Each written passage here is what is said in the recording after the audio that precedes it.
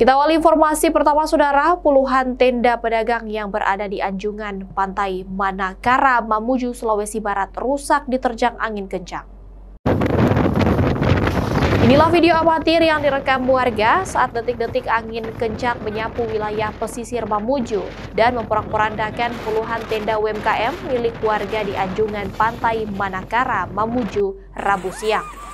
Tidak hanya merusak puluhan tenda milik pedagang, sebuah panggung utama untuk kegiatan festival juga rusak diterjang angin kencang.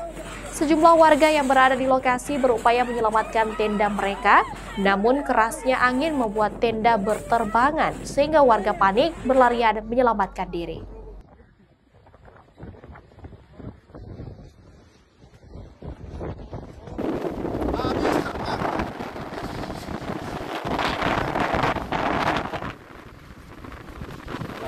Persiapan festival lagi Mamuju.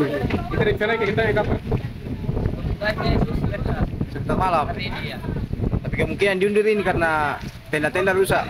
kemungkinan diundur, tapi kami juga sebentar menunggu informasi dari panitia bagaimana kapan dimulai lagi acara di Tadi barang-barang sudah di sini semua.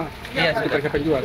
semua teman-teman UMKM hampir 100% itu barang sudah ada di lokasi karena pembukaan sebentar sudah dimulai.